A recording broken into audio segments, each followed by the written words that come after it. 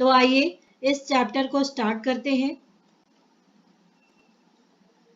Chapter number 3 है पुरानी चीजों के पक्ष में, जिसको लिखा है राजेश जोशी ने, जिनका जन्म सन 1946 ईस्वी में हुआ था। प्रगतिशील विचारधारा के कवि राजेश जोशी का जन्म मध्य प्रदेश के नरसिंहगढ़ जिले में हुआ था। यहाँ घ लिखा है, ध आएगा, आधा ध, मध्य प्रदेश। उन्होंने शिक्षा पूरी करने पर पत्रकारिता शुरू की और कुछ सालों तक अध्यापन किया, बैंक में नौकरी की और अब स्वतंत्र लेखन कर रहे हैं। राजेश जोशी जी, जिनका जन्म मध्य प्रदेश के नरसिंहगढ़ में हुआ था, इनकी शिक्षा जब पूरी हुई तो इन्होंने पत्रकारिता शुरू की, कुछ साल तक और ये पढ़े, उसके बाद ये बैंक में नौकरी किए और अब स्वतंत्र रूप से लेखन का कार्य यानी लिखने का काम कर रहे हैं। अपने भाव और विचारों को व्यक्त करने के लिए कविता के अलावा कहानियां, नाटक, लेख, टिप्पणियां आदि पर कलम चलाई। मतलब इन सभी टॉपिक्स पर, विषय पर इन्होंने लिखा। लघु फिल्म के लिए पटकथा लेखन भी किया। भारतीय भाषाओं के साथ अंग्रेजी, जर्मन, रूसी भाषा में उनकी कविताएं के अनुवाद, जो उनकी कविता है उनके अनुवाद यानी ट्रांसलेशन मिलते हैं। और राजेश जोशी की 4 कविता संग्रह, एक दिन बोलेंगे पेड़, मिट्टी का चेहरा, नेपथ्य में हंसी और पंक्तियों के बीच है, ये 4 इनकी कविता संग्रह है। कहानी संग्रह में सोमवार और अन्य कहानियों में कपिल का पेड़, 3 नाटक, अच्छे आदमी, जादू जंगल, टंकारा का गाना, ये 3 नाटक है शामिल है। यहाँ ये श नहीं आएगा, स नहीं आएगा, श आएगा, शामिल है। आलोचनात्मक टिप्पणियों की किताब, एक कवि की नोटबुक प्रकाशित हुई है। उन्हें शमशेर सम्मान, पहल सम्मान, मध्य प्रदेश सरकार का शिखर सम्मान और माखन लाल चतुर्वेदी सम्मान के साथ केंद्रीय साहित्य अकादमी के पुरस्कार से भी सम्मानित किया गया है। इन्होंने कितने अच्छे लेखन का कार्य किया है, जो इन्हें इतने सारे पुरस्कारों से सम्मान दिया गया है, सम्मानित किया गया है। राजेश जोशी की कविता में स्थानीय बोली, बानी, मिजाज और मौसम सभी कुछ व्याप्त है। स्थानीय बोली, जो हम जहाँ रहते हैं, बोलचाल, जो चीजें घट रही है उन चीजों के बारे में लिखा हुआ रहता है। प्रस्तुत कविता में यानी इस कविता में पुरानी चीजों के पक्ष में, इसमें क्या देखने वाले हैं, प्रस्तुत कविता के साथ मनुष्यता को बचाए रखने के लिए निरंतर संघर्ष मिलता है। आधुनिकता के बढ़ते कदम से दुनिया के नष्ट होने का खतरा जितना प्रबल है, उतना ही जीवन की संभावना की खोज में कवि बेचैन है।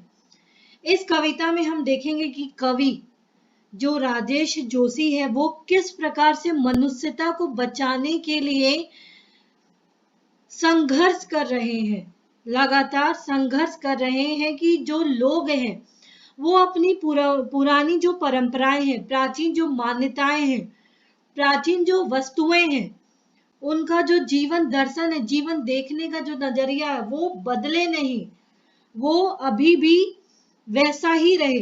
तो इस चीज के लिए कवि निरंतर संघर्ष कर रहे हैं। और आधुनिकता, जो अभी का जो जमाना है, उसमें किस तरीके से ये दुनिया के नष्ट होने का खतरा और ज्यादा बढ़ते ही जा रहा है, कैसे प्रदूषण फैल रहा है, लोग ज्यादा से ज्यादा साइकिल के जगह गाड़ियों का प्रयोग कर रहे हैं, धुआं हो रहा है, फैक्ट्रियां, कितनी तरीके की समस्याएं हैं। तो इसीलिए कवि इस बात से जीवन की संभावना की खोज में बेचैन है।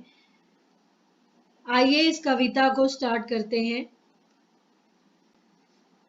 कितनी ही बदल जाए यह दुनिया, काम आती रहती हैं लोगों के कुछ पुरानी चीजें हर वक्त, नानी की कहानियां और दादी के घरेलू इलाज के नुस्खे काम आते रहते हैं, जैसे सदियों पुराने पहाड़ और प्राचीन और स्मृतियां उनके किनारे बसी सभ्यताओं की। क्या क्या चीजें हमें, पुरानी चीजें हर वक्त हमें याद आती हैं। जैसे हम देखते हैं कि यह दुनिया परिवर्तनशील है, दुनिया में नित्य नए परिवर्तन रहते हैं। लोग नई नई चीजों को शौक से अपनाते हैं, पर पुरानी और अच्छी चीजों को वे त्याग नहीं देते। पुरानी चीजें आधुनिक युग में भी हमेशा लोगों के काम आती रहती हैं, चाहे नानी की ज्ञानप्रद कहानियां हो या दादी के इलाज के घरेलू नुस्खे न कभी पुराने हुए हैं और न कभी पुराने होंगे। वे हर युग में लोगों के काम आते रहेंगे। इसी तरह सदियों पुराने पर्वत और उनके किनारे बची रची प्राचीन सभ्यता, जो प्राचीन सभ्यता है, वे भी कभी नष्ट नहीं हो सकती। उसकी याद लोगों को हमेशा रहेगी और वह हर युग में उनके काम आती रहेंगी। तो हम जैसे जानते हैं कि दुनिया कैसे चेंज हो रही है, हर एक दिन कुछ ना कुछ चेंजेस आ ही रहा है दुनिया में, कुछ ना कुछ नित्य नई परिवर्तन, नित्य नया चेंज परिवर्तन होते ही रहता है। लेकिन जैसे जैसे माहौल बदल रहा है, वैसे वैसे हम खुद को अपडेट करते हैं, नए नई चीजों को अपनाते हैं। लेकिन इसका मतलब ये नहीं है कि हम पुरानी चीजों को भूल जाते हैं। जैसे नानी की वो कहानियां जो हमें ज्ञान देती है, कुछ ना कुछ सिखाती हैं। दादी के घरेलू नुस्खे हो, जैसे हमें घर में चोट लग गई हो तो तुरंत घर के बड़े हल्दी का लेप लगा देते हैं। तो ये जो घरेलू नुस्खे हैं, पुरानी जो परंपराएं हैं, ये कभी नष्ट नहीं होंगे, कभी पुराने नहीं होंगे, चाहे हम कितनी भी नई चीजों को क्यों ना अपनाएं। हर युग में ये हमें काम आएंगी। आज आप देखोगे कोरोना के टाइम में भी पुरानी जो परंपराएं हैं, जो आयुर्वेदिक चीजें हैं, वो किस तरीके से हमारे सामने आ रही हैं, जिससे हम खुद को सेफ रख सकते हैं। तो युग चाहे कितना भी बदल जाए, लेकिन जो पुरानी चीजें हैं वो कभी नहीं बदलेंगी, हमेशा हर युग में रहेंगी ही। सदियों पुराने पर्वत हो या उनके किनारे रहने वाले लोग हो, उनकी जो सभ्यता हो, उनके बारे में हम हमेशा पढ़ेंगे, उनकी चीजों को हम हमेशा देखेंगे। ये कभी भी नष्ट होने वाली चीजें नहीं है। नई चीजों को हम भले अपनाएं, लेकिन पुरानी चीजें हमेशा हमारे साथ, हमारी यादों में रहेंगी और हर युग में, हर साल, हर युग में ये हमें काम आती रहेंगी। नेक्स्ट है, कंप्यूटर और सैटेलाइट के इस युग में भी दुनिया की हजारों सड़कों पर दौड़ती रहती हैं हमारी पुरानी साइकिलें। सच एक प्राचीन चीज है और हालांकि झूठ भी, और वक्त पर दोनों ही काम आते हैं आदमी के। सारे बहस मुबाहिसों के बावजूद इतना तो तय है, बनिस्बत हिंसा के एक सादा सरल जीवन ज्यादा काम आता है लोगों के। इसमें दो वर्ड आए हैं, एक है मुबाहिसे, बहस मुबाहिसे। इसे हम कह सकते हैं कि तर्क करना, किसी से तर्क वितर्क करना, बहस करना। दूसरा वर्ड आया है इसमें बनिस्बत, जिसका होता है के बदले, हिंसा के बदले एक सादा सरल जीवन ही ज्यादा हमारे काम आता है जीने के। तो आधुनिक युग कंप्यूटर और सैटेलाइट का युग है। अधिकांश कार्य इन दोनों के सहयोग से संपन्न हो रहे हैं।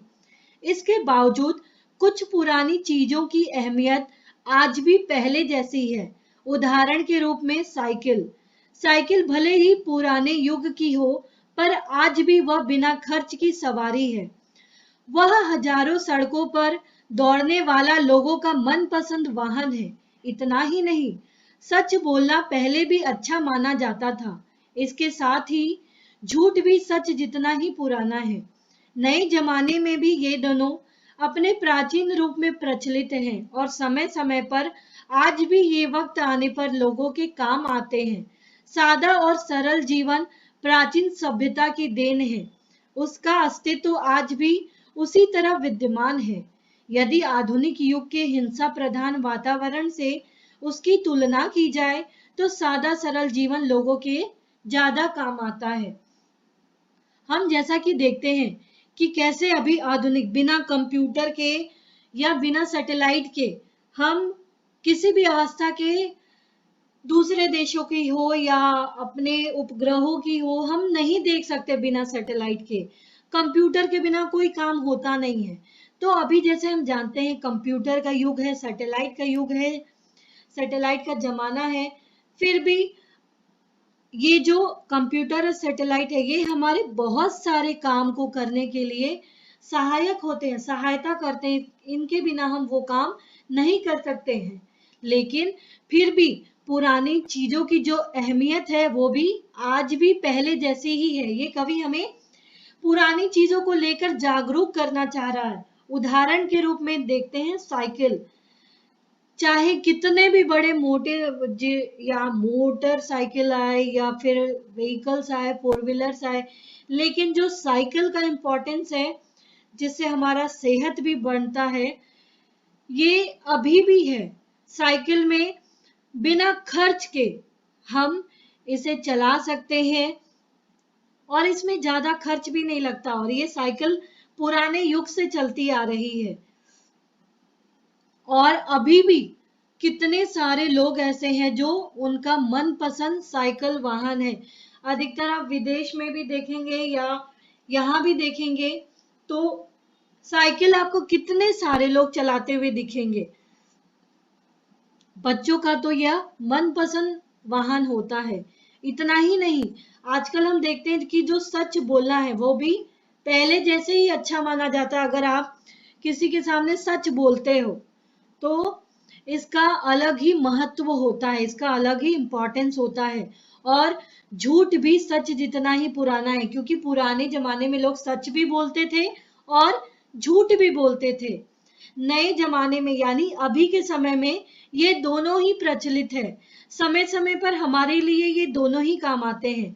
कभी तो हम सच बोल देते हैं लेकिन कभी कभी हम चीजों को सामान्य बनाने के लिए झूठ भी बोल लेते हैं। तो ये दोनों ही हमारे काम आते हैं। जिस तरीके से पहले के लोग बहुत ही सिंपल तरीके से रहते थे, सादा सरल जीवन जीते थे, तो ये हमारी प्राचीन सभ्यता की देन है। और ये कहा जाता है कि अभी जो है वो युग कैसा आधुनिक युग, वो हिंसा का वातावरण, जैसे एक दूसरे को लोग क्रूरता से व्यवहार करते हैं, एक दूसरे से लोग लड़ते झगड़ते हैं, तो ऐसा वातावरण हो रहा है। लेकिन अगर इससे हम तुलना की जाए, अगर हम तुलना करें पहले के युग और अभी के युग में, तो सादा सरल जीवन ही जीना ज्यादा हमारे काम आता है और यह सही भी है। मान लीजिए आपके पास 10 लाख रुपए है और फिर भी आपको संतुष्टि नहीं है तो आप कभी भी सुखी नहीं रह सकते हैं। लेकिन अगर आप 10,000 भी कमाते हैं, उससे आप अपने जीवन को सादा सरल तरीके से जीते हैं तो आप हमेशा खुश रहेंगे। तो जितना सिंपल रहेंगे उतने ही लोग ज्यादा खुश रहेंगे। दिखावे करेंगे, हिंसा, एक दूसरे से जलेंगे झगड़ेंगे, तो ऐसा वातावरण आजकल फैल रहा है। लेकिन कवि ने कहा है कि सादा सरल जीवन ही ज्यादा काम आता है, ज्यादा महत्वपूर्ण होता है हमारे लिए। नेक्स्ट है, हत्यारों का शोर इसलिए ज्यादा कि वे ज्यादा संगठित है। दूब कम शोर मचाती है वृक्षों से, विनम्रता कोई कायरता नहीं। नई नई मूर्खताओं के बावजूद बची रहती हैं पुरानी समझदारियां। स्मृतियों में बची रहती हैं थोड़ी सी टिस और थोड़ी सी मिठास। इसमें कवि ने कहा है कि क्रूरता और विनम्रता, क्रूरता एक दूसरे से झगड़ा करना, एक दूसरे से जलना, एक दूसरे को मारना, तो क्रूरता और विनम्रता में से दोनों का कंपेयर किया जाए तो दोनों में से विनम्रता श्रेष्ठ है। यह बात हर व्यक्ति स्वीकार करता है कि जितने भी लोगों से आप पोलाइटली बात करोगे आप देखोगे आपका काम बनेगा, लेकिन जितना ज्यादा झगड़ा करोगे उतना ही ज्यादा काम आपका बिगड़ता है। इसीलिए विनम्रता श्रेष्ठ है। पर हिंसा का शोर अधिक है। ऐसा इसलिए है कि हत्यारे अधिक संगठित होते हैं। विनम्रता में शोर के लिए कोई स्थान नहीं होता। शोर का प्रवेश होने पर विनम्रता नहीं रहती। यह बात कवि वृक्ष के माध्यम से हमें समझाते हुए कहते हैं कि वृक्ष क्या करता है। तनकर खड़े हुए वृक्ष हवा लगने पर बहुत शोर मचाते हैं। जो ऊंचे ऊंचे वृक्ष होते हैं, जब बहुत तेज हवा चलती है तो वो शोर मचाते हैं और टूटकर गिर जाते हैं। जैसे बहुत ज्यादा तूफान कहीं आता है तो आप देखते हो ना। पर लोचदार दूब, दूब जो होती है, दूब घास, दूब हवा लगने पर कभी शोर नहीं मचाती। आप घास में देखोगे, कभी भी हवा लगती है तो वो उसकी आवाज कभी नहीं आएगी आपको, और हवा दूब का कुछ भी नहीं बिगाड़ पाती। तो विनम्रता व्यक्ति का भूषण है, यानी आभूषण है, उसकी ये क्वालिटी है, उसका ये गहना है। इसे कायरता नहीं कहा जा सकता। अगर कोई व्यक्ति आपसे अच्छे से या आपको सॉरी बोलता है, इसका मतलब ये नहीं कि वो कायर है, वो डरपोक है, ऐसा हम नहीं कह सकते हैं। नए जमाने की तरह तरह की मूर्खताओं के बावजूद पुरानी समझदारी हमेशा बची रहती है। वही लोगों के काम आती है, यादों में शेष रह जाती है थोड़ी थोड़ी खट्टी मीठी बातें। तो हमने इसमें देखा कि क्रूरता और विनम्रता में विनम्रता श्रेष्ठ है। लेकिन ज्यादातर आप देखोगे कि हिंसा यानी मारना, एक दूसरे से झगड़ा करना, गाली गलौज करना, ये हिंसा है। तो हिंसा अधिक ज्यादा संगठित है, ज्यादा लोग गलत चीजों का साथ देते हैं। इसीलिए कहा गया कि हत्यारे अधिक संगठित है, एकजुट होते हैं गलत चीजों में। तो विनम्रता का इसमें कोई स्थान नहीं होता। कैसे एग्जाम्पल देके राजेश जोशी ने, कवि ने हमें बताया है, वृक्ष का एग्जाम्पल देके और दूब का एग्जाम्पल देके। वृक्ष के माध्यम से कवि ने बताया है कि जब आप देखोगे बहुत तेजी से जब हवा चलती है तो कैसे वृक्ष की आवाज आती है, शोर होता है। लेकिन उसके विपरीत अगर आप घास को या दूब को देखते हो तो वो जब हवा चलती है जोर से तो वो कोई भी शोर नहीं मचाती है, और हवा जो है दूब का कुछ भी नहीं बिगाड़ सकती है। तो ये वृक्ष को एक हिंसा के तौर पे या क्रूरता के तौर पे एग्जाम्पल लिया गया है। दूब घास को विनम्रता, कि अगर आप विनम्र रहते हो तो आपका कोई कुछ नहीं बिगाड़ सकता है, ये आपका गहना है। विनम्र रहना व्यक्ति का भूषण होता, आभूषण होता है। इसे अगर कोई व्यक्ति विनम्र है तो आप उसे ये नहीं कह सकते हो कि वो कायर है, डरपोक है। और नए नए जमाने में तो हम देखते हैं कि मूर्खताओं के बावजूद कि कितने तरह तरह के चीजों को लोग नहीं पहचानते हैं, मूर्खता करते हैं, लेकिन फिर भी आज पुरानी समझदारी हमारे बीच बची रहती है, हमेशा बची रहेंगी। हमारी जो दादी नानियां हैं, वो उनकी जो समझदारी है, उनके जो एक्सपीरियंस है, नॉलेज है, ज्ञान है उनका, वो हमें आज भी काम आता है। अगर हमारे घर में बड़े बुजुर्ग रहते हैं तो उन्होंने जो अपने लाइफ में देखा उससे हमें वो बहुत कुछ सिखाने की कोशिश करते हैं और हम उनसे बहुत कुछ सीखते भी हैं। तो ये जो उनसे हमें समझदारियां मिलती हैं, जो ज्ञान मिलता है, ये हमेशा हमारे पास बची रहती है और वो हमारे काम भी आती हैं। बस यादों में रह जाती हैं, तो थोड़ी खट्टी और थोड़ी मीठी यादें। तो इस प्रकार से ये चैप्टर समाप्त होता है, जिसमें हमने अपनी पुरानी चीजों, प्राचीन मान्यता हो, प्राचीन वस्तुएं हो या जीवन दर्शन हो, कैसे एक सच्चाई है, एक शाश्वत इसका महत्व रखते हैं हमारे जीवन में, इसके बारे में हमने पढ़ा। और उम्मीद है कि आपको ये चैप्टर समझ में आया होगा। तो प्लीज